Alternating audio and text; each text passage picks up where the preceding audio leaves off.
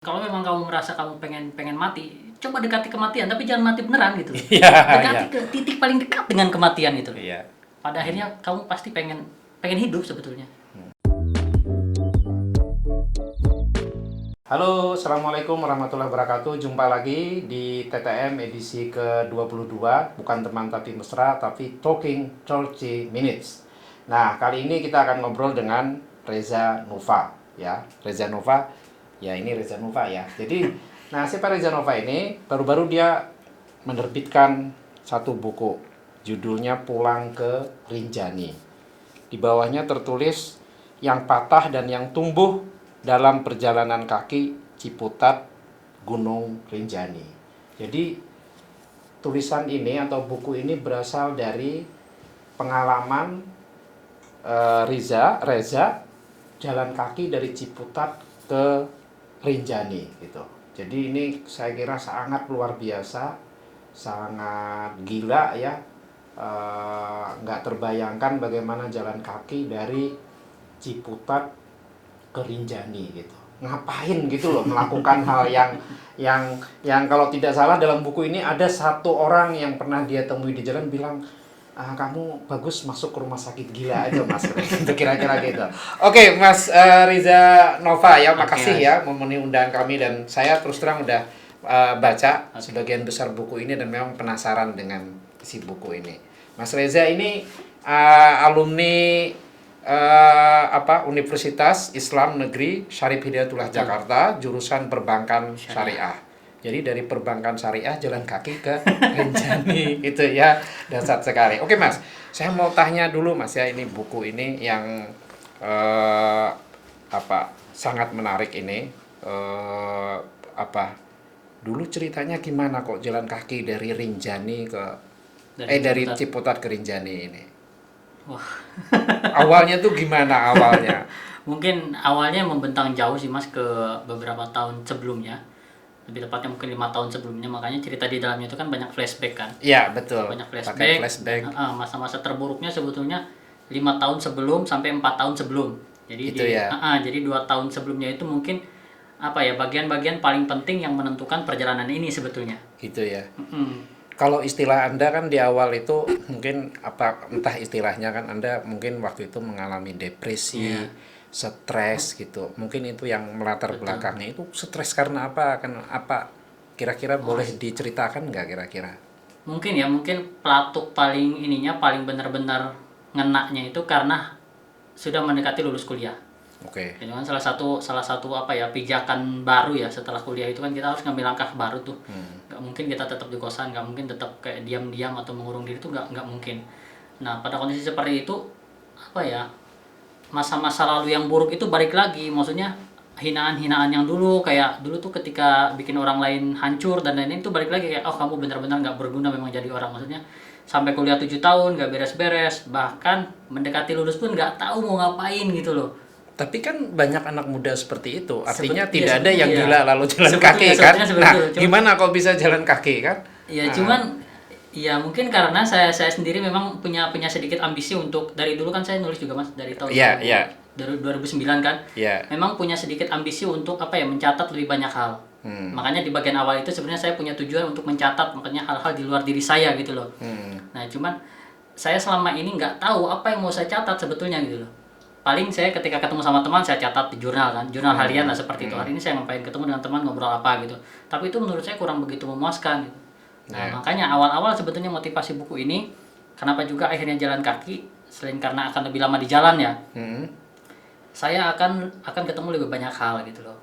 Akan ketemu lebih banyak hal, nyatet lebih banyak, mengenal lebih banyak orang gitu loh. Dan itu akan jadi satu pijakan baru yang benar-benar berharga buat saya. Bikin saya punya ritme baru, punya habit baru, dan punya cara pandang baru. Itu sih yang saya harapkan sebetulnya, kenapa akhirnya jalan kaki gitu loh. Jadi memang sudah ada rencana ketika melakukan ini mau ditulis ya? Mau ditulis, mau dicatat tepatnya. Mau dicatat. Nah, memang kan Anda penulis juga ya sebelumnya, paling nggak sejak 2009 sudah menulis ya. Jadi tapi apa Anda sebelumnya juga traveler gitu, punya tradisi berpetualang seperti itu? Enggak sebetulnya. Enggak. Sebetulnya. Jadi tidak punya tradisi yang namanya backpacker misalnya, enggak. Enggak. Jadi itu betul pertama kali dilakukan. Pertama kali. Anak kamar ya, anak buku lah. Baca buku dari kampus kosan gitu. Nah, oke. Ini kan orang mau mencatat ya, ingin tahu banyak hal, apalagi kalau penulis kan memang pengen seperti itu. Ini lalu keputusan untuk pergi jalan kaki itu ada yang mempengaruhi nggak? Misalnya karena ada penulis yang pernah melakukan hal yang sama atau apa, tuh ada nggak? Sebetulnya bisa dibilang secara langsung nggak ada sih mas. Benar-benar kayak dorongan yang tidak bisa tolak untuk gerak keluar dari kamar. Karena saya sendiri ya merasa ya sudah sangat suntuk, sudah sangat berada di ujung, katakanlah benar-benar berada di ujung lah. Saya nggak tahu mau ngapain lagi gitu loh. Pulang malu, keluar juga mau kemana, katakanlah seperti itu. Nah saya harus punya waktu untuk berpikir lah sebelum akhirnya saya punya langkah baru setelah kuliah ini. Makanya selesai skripsi, sidang, oke jalan kaki kita berapa bulan, setengah tahun nggak masalah lah. Yang penting kita di jalan tuh kayak memikirkan akan kemana sih setelah ini gitu loh. Gitu ya. Itu salah satu. Waktu itu sendirian ya? Sendirian. Itu tahun 2016 ya? Jadi kira-kira singkat ya, dari Ciputat akhirnya sampai ke Rinjani itu berapa lama ya mas akhirnya? Sampai Rinjani itu 3 bulan. Sampai ke Rinjani 3 bulan? Sampai ke Rinjani 3 bulan, kalau di total hampir 4 bulan. Karena di Lombok cukup lama setelahnya dan sempat mampir juga di Bali. Sekarang pilihannya ya, kenapa pilihannya dari Ciputat ke Rinjani? Pulang ke Rinjani. Kenapa misalnya nggak Ciputat ke Bali atau Ciputat ke Samosir misalnya, atau Ciputat ke Kalimantan? Nah itu kenapa keputusan kayak gitu itu? Jadi kan 5 tahun yang lalu, 4 tahun sebelum perjalanan kaki ini, saya tuh sering banget mimpi buruk. Sangat sering, tiap malam dan tidur susah. Ini dulu sering sekali saya ceritakan ke teman saya, sampai saya nyari solusi itu apa sih gitu loh buat ngeberesin. Insomnia maksudnya? Iya, insomnia. Dan memang mimpinya buruk sekali mas, kayak membedah orang, terus berperang, orang ditelan oleh bumi, seperti itulah. Tubuh hancur lebur, segala macam seperti itu. Jadi ketika bangun tuh berkeringat, berdebar, mata tidak jelas pandangan, pusing. Dan itu tidurnya biasanya 15 menit, 30 menit paling lama. Nah, di tengah mimpi buruk itu, muncul satu mimpi yang enak banget. Jadi mimpinya tuh sabana, angin, hijau. Entah yang mata orang ketika ketemu dengan hijau ya rasanya itu ya tenang. Jadi dibayang kepala saya itu ya enak banget. Nah, ketika mimpi itu tidur saya pasti nyenyak. Terbangun tuh ya 6:30 bahkan jam 7. Ketika matahari mulai masuk itu dari jendela. Nah mimpi itu berulang. Terjadi 3 kali yang saya ingat. Terjadi 3 kali, kemudian lama hilang, sama sekali hilang. Bertahun-tahun kemudian bahkan hilang, katakanlah seperti itu. Nah ketika saya akhirnya mau lulus, kan saya maksudnya nyari kegiatan lah, apa yang harus saya lakukan gitu loh. Nah saya ingat sama mimpi itu, bener-bener kayak, oh iya saya tuh punya tempat yang sebenarnya saya rindukan gitu loh. Saya tuh punya tempat yang bisa bikin saya tidur nyenyak. Nah saya cari-carilah tempat itu di googling, bener-bener Google lah, mengandalkan Google di mana ini. Sempat curiga, wah ini di Skandinavia nih, jangan-jangan nih ya kan. Seperti itu, berangin, wah tebing-tebing, wah enak nih. Ya bahkan sampai ngulik-ngulik folk songnya sana kan, benar-benar kayak wah iya enak juga musik-musiknya. Tapi ternyata tahun 2015 ketika ada erupsi Rinjani, saya lihat beritanya kan. Nah saya terkejut, saya jujur malah ketika pertama kali ngeliat Rinjani tuh, loh ya ini tempatnya gitu loh. Maksudnya langsung langsung tak gitu, langsung itu kayak deja vu jadinya ya, kayak deja vu ya. Itu kan benar-benar aku merinding lagi. Itu kan aku di situ gitu loh. Waktu itu aku di situ, mimpi itu di situ. Karena di mimpinya pun memang pertama sabana, terus jalan, bahkan crawling ke tebing-tebing begitu lah katakan. Saya ngelihat danau, saya ngelihat air terjun. Nah ketika diberitakan Rinjani erupsi kan, ada salah satu berita yang nunjukin pesona Gunung Rinjani, katakanlah begitu. Nah diperlihatkan lah kawasan-kawasan indah di Rinjani itu. Langsung kayak kliknya langsung dapat dan oke, skripsi saya beresin. Malah itu salah satu motivasi saya kenapa saya pengen beresin skripsi dengan cepat. Maksudnya saya udah nemu tempatnya, saya pengen jalan. Saya pengen ke sana, tadinya mau pesawat lah tadinya sebetulnya. Mau pesawat, mau sepeda bahkan. Oh, pilihan-pilihannya ada pilihan-pilihan itu sebelumnya. Karena jauh kan, setelah tahu oh jauh ternyata gitu. Jauh banget. Jauh. Tapi katakanlah akhirnya jalan kaki.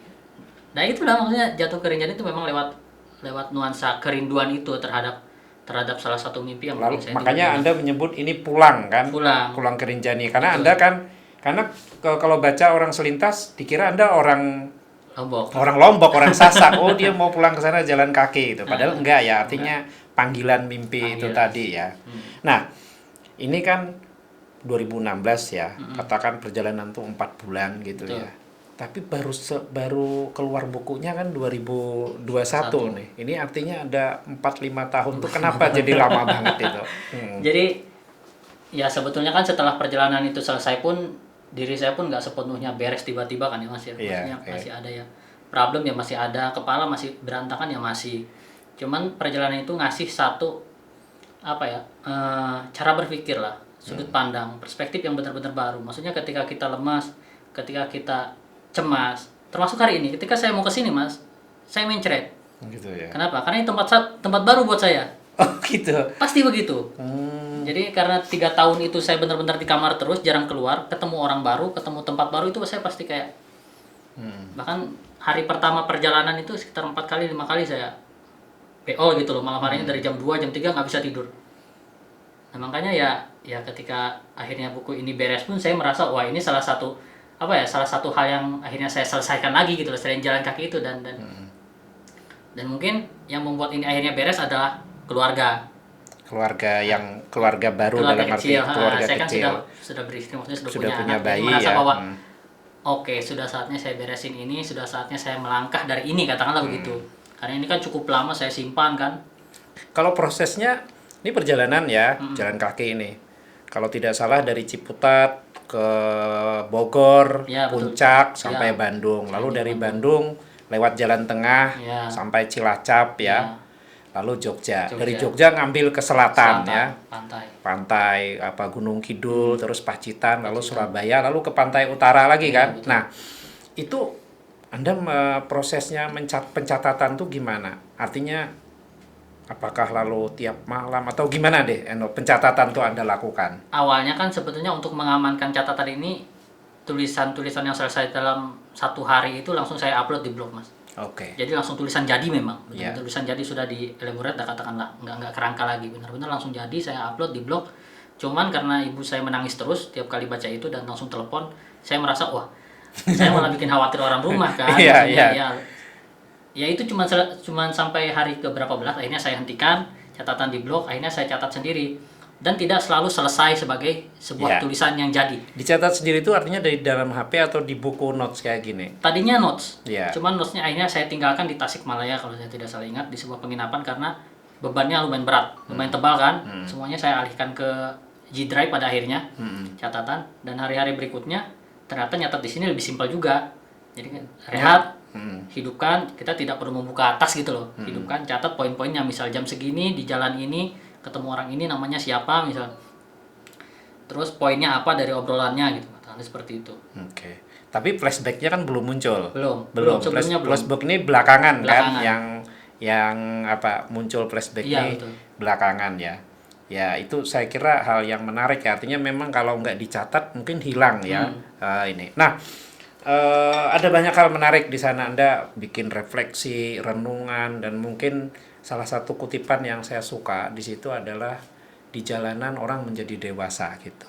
Ya, jadi memang dari segi itu perjalanan itu tempat yang mengesankan bagi Anda itu di mana Mas? Kira-kira dalam perjalanan yang panjang yang itu. Paling mengesankan ya.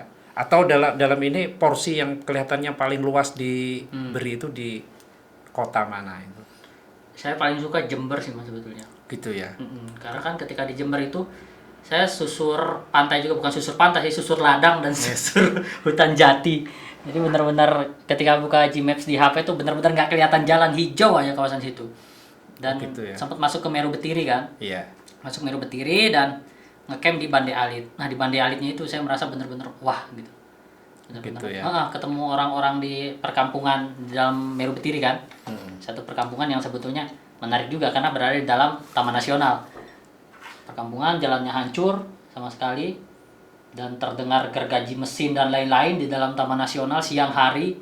Wah itu perasaan aneh dan gimana maksudnya di dalam Taman Nasional terdengar gergaji mesin ngeng asik sekali orang membabat pohon gitu kan di dalam Taman Nasional. Tapi akhirnya itu terlewat dan sampai ke pantai.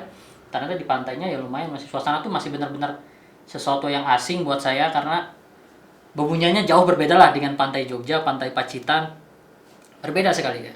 Ini dalam pengertian yang apa ya, nyata atau mistis ya? Menurut saya nyata itu Mas. Nyata ya. Nyata, karena memang di situ ya menurut Mas Cucu ya, penjaga gerbang Meru Betil itu memang masih banyak hewan liar, masih banyak sekali, terutama di pesisir pantai, karena mereka kan menjauhi pemukiman sebetulnya binatang-binatang ini. Makanya di hutan-hutan di bukit-bukit terakhir menjelang pantai itu paling banyak hewan-hewan liar itu berkumpul. Jadi bebunyian itu ya saya nggak tahu ya, kalau ternyata di situ ada hal gaib juga, saya tidak tahu. Yang jelas, ya kalau hal mistis apa yang Anda ketemu itu? Wah itu ada juga sih Mas sebetulnya. Salah satu yang paling saya ingat sebetulnya ya, ketika saya melintasi perbatasan Jogja Wonogiri selatan kan. Nah, di perbatasan itu, tepat di perbatasannya ada satu pohon besar, rindang sekali. Jadi menjuntai, ada surai-surainya juga segala macam, dan hujan kala itu. Sebelum saya sampai di pohon itu, saya diikuti anjing kuning. Hujan cuaca kan, sama sekali tidak ada orang. Saya rehat di situ. Nah, ketika saya rehat dengan si kuning, di samping si kuning ada anjing hitam. Nah, namanya lama di jalan dan lama tidak ketemu orang, apapun yang saya temui yang menurut saya bernyawa pasti saya ajak ngobrol, Mas. Itu ya. Iya, dalam hati. Ya. Saya ajak ngobrol, kamu lagi apa gitu. Oh, gini lah, seolah-olah beneran ngobrol gitu loh. Nah, akhirnya saya rehat, saya jalan lagi. Yang kuning berhenti di situ, yang hitam gantian ngikutin. Nah, berbeda dengan si kuning, si hitam ini ekornya nggak goyang-goyang. Yang kuning itu kan bener-bener kelihatan lah, anjing kalau senang itu loh, ketemu teman kan, gijik-gijik di belakang tuh ngikutin terus. Yang hitam tuh enggak, lama dia ngikutin saya sampai kayak ya punya perasaan sedikit sentimental dan merasa ingin memotretnya gitu loh. Oh, pengen motret nih gitu, ditemenin sama anjing gitu kan di jalan. Kan jarang-jarang ketemu anjing juga di jalan yang baik kayak begini. Ketika saya keluarkan kamera, saya berusaha potret. Nah, anjingnya nggak kelihatan. Oh gitu ya? Nggak, maksud setelah dipotret tidak kelihatan atau dia lalu hilang? Nggak, ketika baru disorot dengan kamera belum nggak muncul Mas, belum dipotret sama sekali. Diarahkan ke sini, sama sekali nggak kelihatan. Saya nengok ya masih ada tepat di belakang saya. Ya. Dan ketika itu langsung merasa bersalah. Nggak tahu ya. Ya artinya dia nggak mau lah ya, jangan dipotret. Saya rasa iya. Bukan untuk dipotret barangkali, memang ya sudah. Saya minta maaf, saya masukkan lagi ponselnya pada akhirnya. Dia masih ngikutin habis itu. Dan di satu persimpangan saya bilang lagi kan, saya berhenti, dia berhenti juga di seberang jalan. Saya bilang, saya masih jauh jalan. Aku bilang jangan ikut. Ya kamu silakan mau kemana setelah ini, saya masih jauh, aku bilang. Dan saya masih berdiri, akhirnya dia belok ke arah yang berbeda. Dia ke arah barat, saya ke timur. Oke. Saya baca ya di dalam sana, apa kebetulan atau kenapa sebenarnya kok Anda sepertinya selalu ketemu orang baik? Itu apa sebabnya menurut Anda? Nggak tahu Mas, kadang bahkan ketika saya marah ya, atau jalanan tuh seperti nggak mau saya marah tuh gimana sih? Gitu ya? Kadang ketika saya benar-benar marah gitu kepada kendaraan atau kepada misal nih, pernah juga satu kali saya marah kepada kenapa nggak ada anak muda yang kasih saya tumpangan. Hampir selalu orang tua, TNI yang sering tuh TNI, supir pick up, dan rata-rata sudah berkeluarga, sudah tua. Kok kenapa nggak ada anak muda gitu? Apa anak muda tidak punya kepedulian atau kepekaan ya untuk melihat sosok lain di pinggir jalan, katakanlah seperti itu. Saking kebut-kebutannya atau gimana gitu. Nah, 1 jam kemudian ya langsung ada. Anak muda? Anak muda. Dan berkali-kali seperti itu. Misal, kenapa ya nggak ada mobil truk yang ngasih saya tumpangan misal. Dan langsung 1 jam kemudian itu kayak tronton Aqua besar gitu loh, bukan truk lagi. Tronton itu Aqua. mereka menawarkan ya? Menawarkan, bukan saya nyata, memang kayak, mau kemana Mas? Nah itu hampir selalu seperti itu Mas. Ya. Nah di awal kan juga Anda cerita ketemu orang yang selama ini Anda ya karena berpakaian singkrang gitu ya. Lalu wah ini jihadis ini atau teroris ini. Ternyata enggak kan, malah memberi Anda uang gitu ya. Jadi nah itu sebabnya apa ya? Saya agak ini ya menarik gitu karena ini kok ketemu orang baik terus tuh kenapa gitu loh ya. Iya mungkin karena terlihat menyedihkan. itu satu jawaban yang menarik, apa terlihat menyedihkan. Iya, karena kan berantakan sekali Mas. Jadi apalagi setelah lewat Jogja itu, setelah susut pantai lah katakan, itu seperti bagian depan celana udah robek, bagian pantat itu sudah robek. Jadi celana dalamnya itu udah kelihatan dan sebagian kulit saya di pantat itu udah kelihatan. Jadi sudah benar-benar kayak orang gila. Kalau anak-anak tuh biasanya nyorakin. Nah, anak-anak SD, anak-anak kecil tuh nyorakin Mas. Bentar-bentar. Woi. Oh gitu ya. Iya betul. Di berbagai kota begitu. Iya. Saya nengok mereka sembunyi. Benar-benar nyorakin seperti. Kan kira ada orang gila lewat ini ya. Ya gitulah. Tapi ya kalau orang-orang tua rata-rata mereka langsung berhenti, langsung nanya mau kemana. Dikira ini memang orang yang sedang membutuhkan ini. Iya, bantuan. Dan selalu kaget gitu ya ketika dijawab ke Lombok gitu. Iya. Nah pas Lombok kan Anda belum pernah ke Lombok sama sekali waktu betul. itu gimana pas masuk nyebrang segala itu? Wah itu ya sempat cemas juga mas, apalagi ketika naik ferry kan pertama kali juga, wah gimana cara beli tiketnya. Saya orang yang seperti itu, maksudnya belum menjalani sesuatu tapi di pikiran tuh sudah sibuk sendiri gitu loh. Wah nanti di kapal kayak gimana ya, oh beli tiketnya di mana ya, berapa ya harga tiketnya, itu sudah kecamuk di pikiran tuh, sudah sibuk lebih duluan, dan itu lebih dulu bikin capek gitu loh. Padahal kalau benar-benar dijalani saja sebenarnya tidak secapek itu. Makanya selama 3 tahun yang hilang itu, katakanlah begitu, kenapa saya capek? Karena memikirkan banyak hal yang sebenarnya tidak saya jalani gitu. Gitu ya. Iya. Enggak, ini kalau orang yang ingin merampok atau ini kecemasan Anda malah tidak ada di situ. Dan memang nggak ada yang soal itu ya.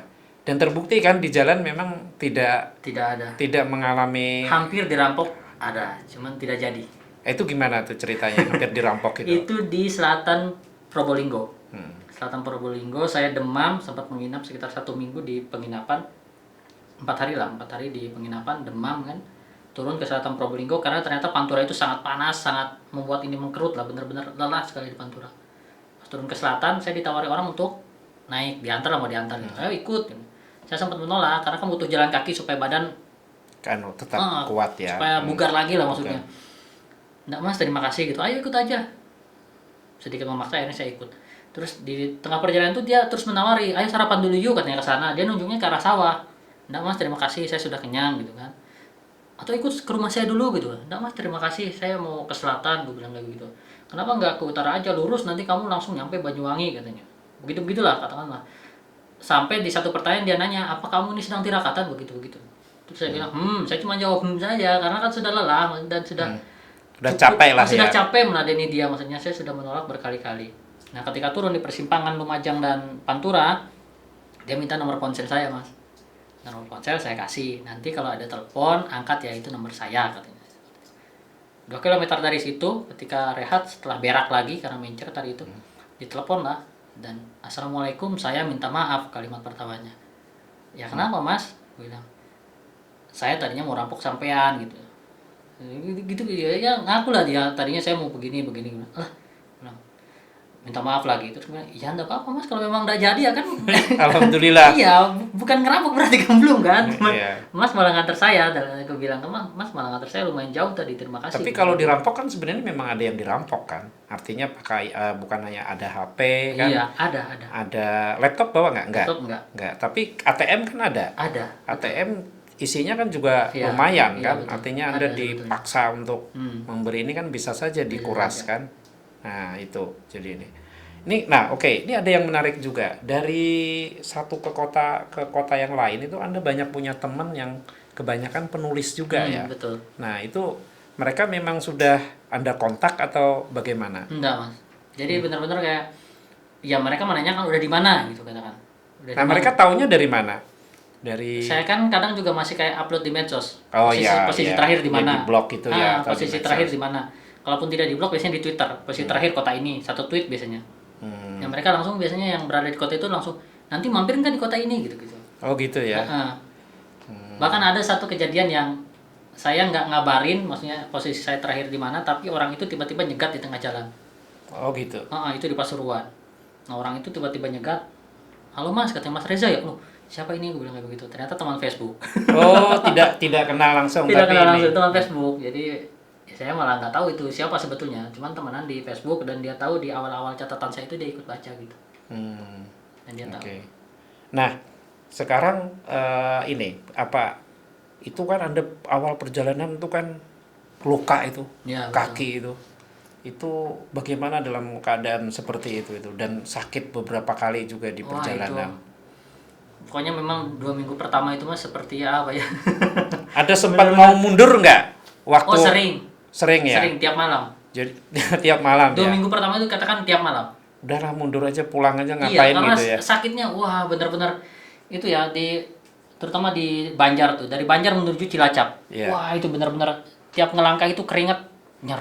nyer, badan tuh bergetar Mas, benar-benar bergetar. Karena waktu itu Anda juga luka ya, luka borok dan mungkin udah parah sekali karena sudah bermata gitu loh, boroknya udah ada kawahnya di tengah dan bagian bawah itu kapalannya sudah pecah tapi isinya jadi darah. Makanya tiap kali nginjek itu benar-benar kayak nyer, badan tuh berdebar semua. Malamnya meriang. Wah, benar-benar itulah paling minggu-minggu awal tuh benar-benar inilah. Mau menyerah sudah ya. Nah, mulai mantap tuh pas di kota mana, Mas? Artinya ini nggak lagi ragu gitu. Gitu tuh. Jogja. Kenapa jadi begitu? Karena kan menyembuhkan luka di Jogja kan. Maksudnya benar-benar introspeksi juga. Oh, hari-hari pertama saya terlalu bersemangat. Memaksa diri jalan kaki. Kadang bahkan sampai 36 km sehari. Sehari. Itu benar-benar kayak rekor paling tinggi berapa kilo sehari? 36 kilo. 36 kilo itu 36. Ya. Itu benar-benar full jalan kaki tanpa dikasih tumpangan lah katakan. Rekor 36 kilo. Dan itu pun di hari itu sebenarnya hampir gila betulan Mas. Hampir lolos lah. Iya. Karena ya sudah hendak punya kesadaran terhadap rasa sakit dan terhadap sekitar. Yang memasuki fase ekstase yang benar-benar kaki diseret. Gitu ya. Gini aja terus, jalan kaki aja terus. Nah, mulai di Jogja artinya mulai tenang lah ya. Mulai lebih ya jadi lebih sadar lah bahwa ini tuh perjalanan itu sebenarnya tidak sederhana. Maksudnya tidak semata jalan kaki, capek jalan kaki juga. Awalnya kan ngira kayak jalan kaki doang lah. Salah satu perhentian Anda itu 3 ya. Kalau tidak salah lo ya. Masjid, SPBU, lalu salah satunya lagi masjid, SPBU, satunya Indomaret atau ya, apa betul, itu. Betul. Ya, itu yang paling menarik yang mana itu di antara 3 itu? Sebetulnya yang paling menyenangkan ya, yang paling simpel itu sebetulnya SPBU, Mas. Iya. SPBU itu hampir pasti tidak menolak siapapun. Nah, ini menarik. Kalau untuk masjid kadang kita tuh mesti izin siapa, karena kan sebagian besar masjid di perkotaan itu dikunci. Kalau bukan di waktu sholat, apalagi di malam hari ya, di malam hari mereka dikunci biasanya. Dan kita butuh izin siapa gitu loh untuk masuk ke dalam menginap, itu butuh izin. Dan belum tentu dapat izin ya. Dan belum tentu dapat izin. Pernah saya menunggu di satu masjid sampai hampir 3 jam. Orangnya sedang keluar katanya. Yang punya otoritas memberi izin. Dan dia ya selama 3 jam itu tidak keluar, misalnya tidak muncul. Saya tidak tahu kenapa ya. Akhirnya sudah saya jalan lagi, maksudnya nyari tempat lain pada akhirnya. Iya, jadi memang SPBU lebih open ya. Iya, sangat. Tapi Anda ini memang melakukan perjalanannya selalu siang ya? Selalu siang. Kalau malam istirahat ya? Harus istirahat. Iya, jadi malam istirahat. Jam berapa terakhir Anda memutuskan istirahat itu? Jam 4, jam 5. Itu sudah berhenti lah ya? Nanti berangkatnya lagi pagi jam 5:30, jam 6. Gitu ya? Kalau sedang benar-benar bugar ya, tapi biasanya kalau kita butuh agak leha-leha dulu dikit, jam 8, jam 8. Ya. Oke. Ada lagi bagian yang ingin saya tanyakan, Mas. Ini flashback-nya banyak sekali menyebut ibu gitu. Iya. Ini hubungan Anda daripada bapak lo ya. Iya, betul. Itu proporsinya banyak. Nah, ini hubungan dengan ibu seperti apa? Mungkin ini menarik ya. Ya, saya rasa ya seluruh anak di Indonesia ya, bahkan seluruh orang di Indonesia itu punya ikatan yang sangat besar sekali dengan ibu. Tapi bapak kan waktu itu masih hidup. Iya, bapak masih hidup. Bapak masih hidup. Cuman saya rasa kenapa dengan ibu? Karena anak-anak di Indonesia saya merasa sangat ketergantungan kepada ibu, terutama karena ibu itu sejak kecil selalu ada buat mereka. Pertama itu ya Mas ya. Dan kedua, ya ketika ada problem atau apa, bapak kan orang yang sangat sulit didekati. Sejujurnya ya. Terutama bagi anak laki-laki. Sangat sulit untuk didekati. Tapi bapak nggak pernah nelpon, nggak pernah ini gitu ya. Ya, sebetulnya selalu lewat ibu.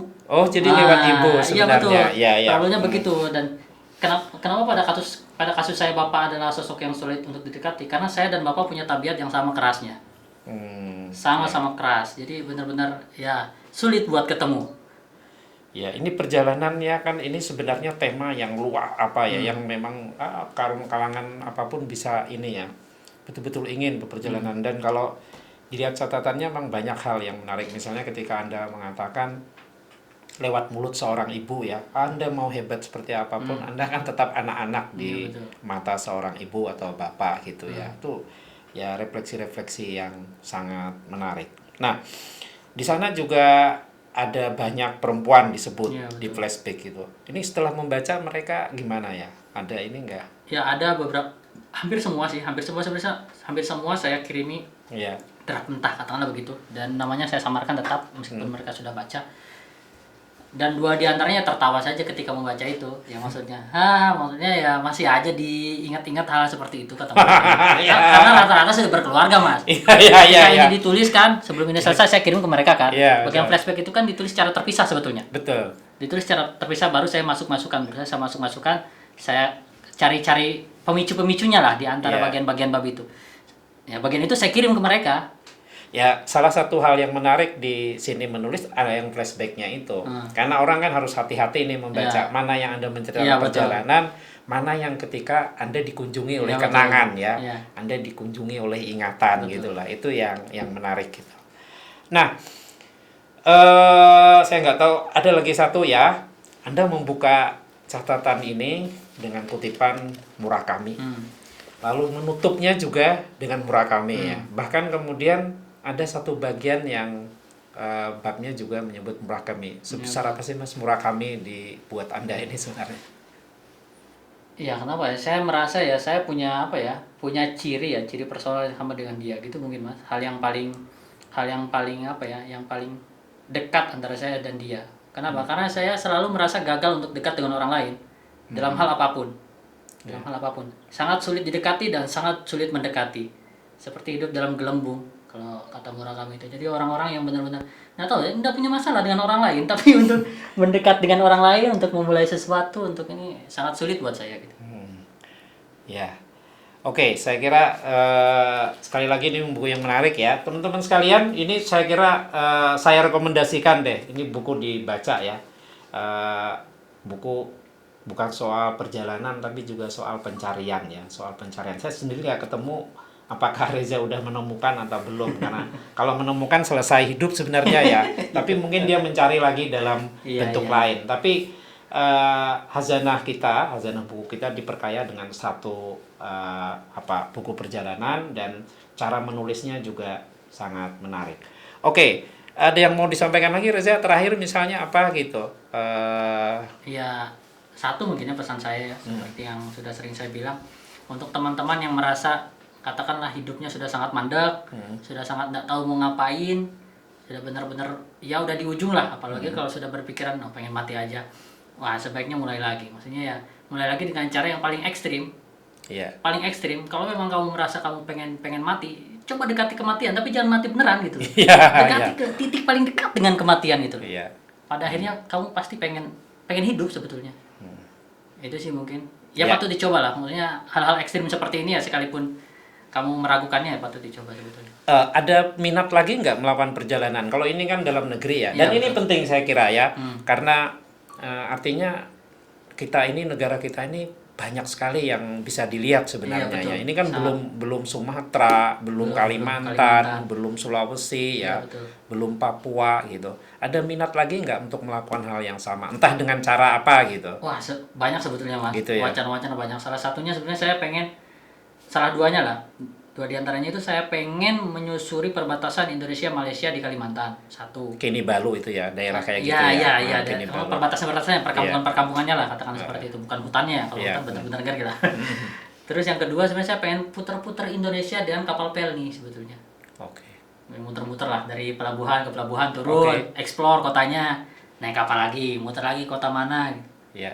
Kan sebenarnya seperti itu tuh. Semoga itu suatu saat bisa terpenuhi ya Reza ya. Teman-teman sekalian, silahkan dapatkan bukunya. Buku ini tidak terlalu mahal dan isinya sangat menjanjikan. Terima kasih Reza. Sukses selalu ya Reza ya. Terima kasih, Mas. Sampai jumpa lagi di TTM yang berikutnya. Sampai ketemu.